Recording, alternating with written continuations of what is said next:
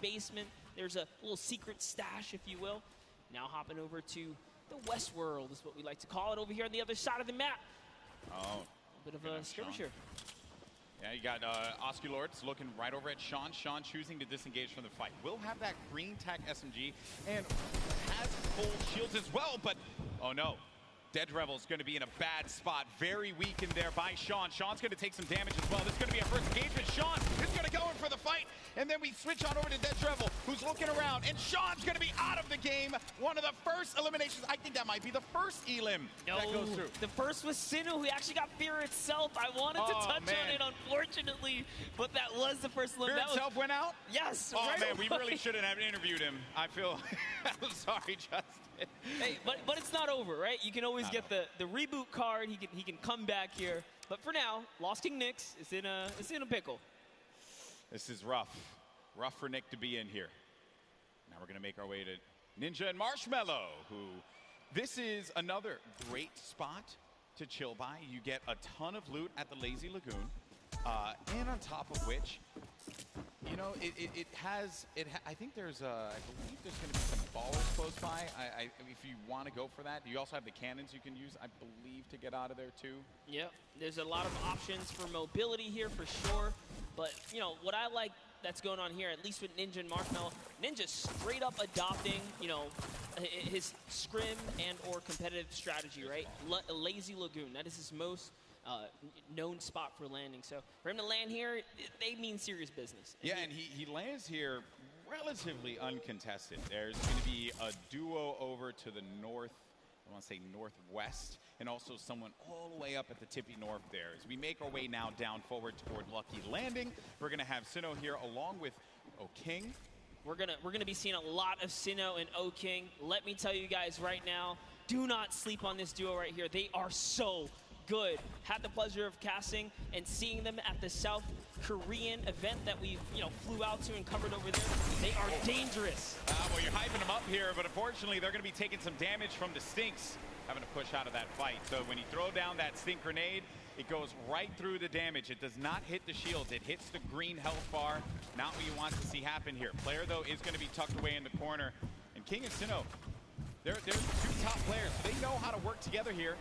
Try and pin their opponents into a bad spot. Here a few shots as well. More eliminations starting to go through. Nick 830 gets one onto Claire Grant. Aiden as well picks one up. Mackenzie's out of it. And then King and Sinnoh, they're just going to get, King's just going to get out of there. Yeah, just wanted that pressure, but you know what? Figured a team that's working together is definitely a dangerous one. And we touched base with Yoshi a little bit earlier today. Looks like his partner Freddy is down here. He's off. He's on a quad.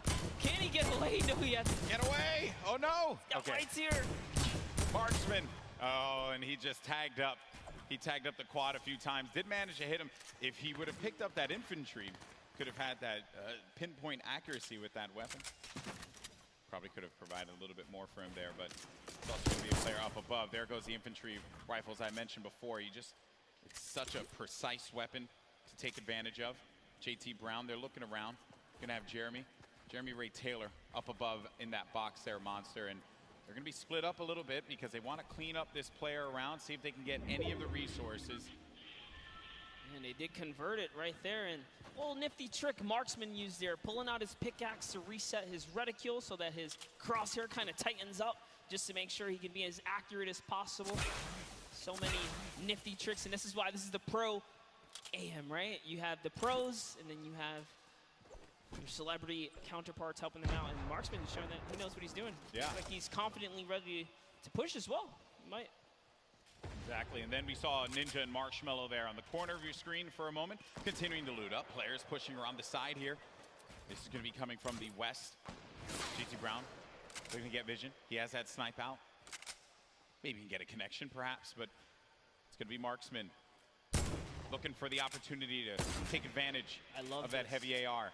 Yes, I love this. JT Brown ready to back him up. He's got extra shields and everything. He's got that legendary sniper. He knows exactly where this player is at. Just looking for a small peek right here. He might take his face off. We will see. He's playing with a lot of confidence, too. You can tell in the movements. JT Brown has played in multiple, I think he's played in every single Pro-Am that we've had. So no stranger here to this big stage. And then they're not really going to go for that fight. There wasn't really much of a reason for them to try and push in for that fight, Monster. That player did have that natural high ground. If JT Brown would have gotten the connection with the snipe, that would have been great. But you got to think about this. The storm, as it pushes on in. Now these players, you're going to take a little bit of damage here. But you have a lot of bodies scattered around. Junk Junction, Polar Peak, Happy Hamlet, even Lucky Landing. There's a lot of players that are going to be on the outside, but this circle is going to be pushing in, centered more toward Dusty Divot. So you're going to have that big circle around here. You're ticking for 1 damage per second as well. You got to start to make moves quickly. Yeah, Slogo Man does not want to play around here. He does not have anything to heal with in this moment. He has a glider redeploy. I mean, he can use it to get away, but with that one person trailing behind him, that was that Bai También. You did better. I didn't even try to. Hey, it's a little bit of Spanish right there, but hopping over to Ewok and Jordan Fisher. You got the accent. You got the capability. I respect it. I can pull it. I know you can. All right. So Ewok and Jordan Fisher. This duo at the summer block party. Ewok hunted Jordan Fisher down. Enemies have become friends here. And with the baller and the shadow bombs, they're going to rotate on out, get to the safe zone. A few players are going to be around here as well. And Ewok just tagged him. Take full advantage of the ping system, right? When you're able to do that, that helps so much. Sometimes you don't even need to use your words. You can just use the ping system to relay where the threats are going to be. Exactly, and that's what Ewok used as their primary form of communication here. She's going to lay down some fire. Didn't quite connect, but it's all good. Can she get a couple more shots? If they catch an advantage, we saw what she did last time to Jordan Fisher in the previous 2019 Pro-Am, right? The last one that just passed by where she made her debut. She pushed all the way across the field. She showed. Ewok gets very aggressive. She will get down. Living up to that Ewok name. You know, Ewoks will just go and bite your ankles. So that's what Ewok did in that last Pro-Am. But now we're going over to Neo Tilted. One shot girl Chandler Riggs. You're going to see Kyle K and Kyle Kaplan up above. And there's K. Crowd popped for him when he had come out. Kyle Kaplan as well. I like how Kaplan's got his marshmallow fit on as well. Not trying to throw us off at all. You know, honestly, that's like, I wouldn't use this, right? If you wear this fit, you're tempting other people to be like, dude, that's marshmallow, isn't it? Right? And then they just want to push. You're not wrong there, buddy. I'd love to catch a highlight, right? Yeah, it's like, dude, I'll push him right now. Exactly. Right? You're not wrong there. I mean, that certainly can be a thing that players see and they're like, wait a minute, maybe? But if a lot of people who have studied Ninja's gameplay know that he is going to go over to that Lazy Lagoon area. But we make our way now to the lava areas near Pressure Plant. This is where Marshmallow and Ninja are, and there hasn't been a lot of activity right now, right? It's been a little bit of a slower game, but that's what I like to see, right? You and I, we've been casting endgame after endgame after endgame in the Fortnite World Cup online qualifier, so it's nice to see some strategy, some rotations go into place here, and players really being methodical where they're going to push at what point in time. And Ninja, he's getting ambitious with these shots, managing to connect that infantry rifle, the purple infantry rifle, so good. Yeah, Ninja actually one of the advocates for playing with weapons that are not necessarily popular or cool at the moment, tends to play with things that are different. So before the infantry kind of, rose in popularity after the changes, he was already running it, deeming it one of his favorite weapons to kind of play with. He's always been like that in any game that he plays. I remember many times casting him, whether it be Halo or any other title. He always goes for the road less traveled and does a lot of damage there with that infantry rifle. Look at these players as they fly about through the jet streams. Myth on the other side as well. With his duo there. It's got to be. Oh no, Tim the Tapman. No, ooh. Tim, no, Tim. And he landed extra quickly. He got picked off from the sky. I don't want to say it, but he was literally swatted like a fly right there. Oh, that was too easy. Taken right out. Tim the Tapman goes down. There's no friendships here in the Pro-Am, people. Ninja makes Tim the Tapman pay. It was a wide target, and he's going to hit those. All right, so there he has his ball. He's going to get a bunch of extra goodies. And oh no, Ninja's ball actually flew off into the steam vent, and it's gone. Yeah, I think he ended up going with it. Hopefully he did. Yeah, so he ends up getting the ball right on back. Just looking around. So he doesn't know, obviously, that there's going to be a duo right next to him. A lot of players are starting to convene here by pressure plant. This is where the circle's going to start to collide. And then keep in mind, this lava, when you get to those final circles and you have to go over that lava, it can be your worst enemy or even your best friend, because you can traverse the lava very quickly, but sometimes it can throw you off. And for more unexperienced players, or inexperienced players, apologies, that can certainly throw them for a loop.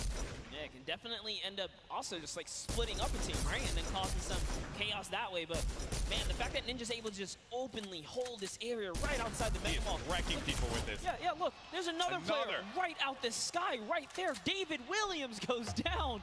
Time to go collect. Time to go collect. Go get that expensive NYC rent right there, Ninja. Go pick it up, because he's collected right here. Oh man, he has been just swatting these players out of the sky. Tifu's going to be in a fight right now, though.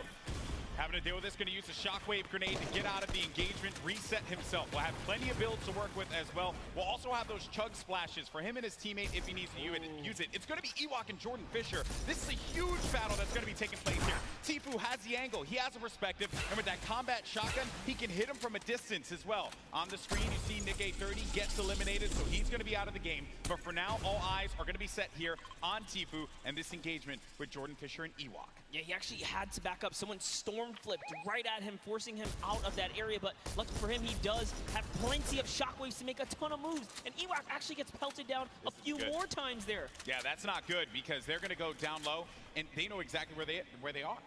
So they just can wait this one out. Let me tell you right now, for every little bit of advantage Tifu gains here, the more unlikely it is that Ewok and Jordan Fisher are going to get out alive. And that's it. I think he's got his confidence all the way up. He knows he needs this loot here. He has natural high ground. Their backs are against the storm wall. They're going to start to push up, but they're going to use the shockwave to fly out of there. That was just one, though. He only saw one, so there it is. Oh, no. He's kind of trapped there, pinned, and he's waiting for him. He's going to tag him. With the combat, so much damage being put forward. Tifu now going to be on the run. This is what Tifu does best when he's in your face. Oh, but he gets chunked. He's going to lose a lot of health there. Now going to be sitting at 35 HP and had to get out of there. Going to use those shockwave grenades. The movement that you get with that utility is huge. It was actually Jordan Fisher who came back to rescue Ewok, and it was just enough to back off Tifu. And now the entire battle's been reset. Everyone's in a danger zone here. He really is the perfect human being. He really is. There goes the jet stream. Ewok gets out. Jordan Fisher's taking damage, people. He's got to get out of that. He manages to fly on out of there. Now, the concern I have for Ewok and Jordan Fisher, they got to get back together. Yeah, but not only that, Tifu knows he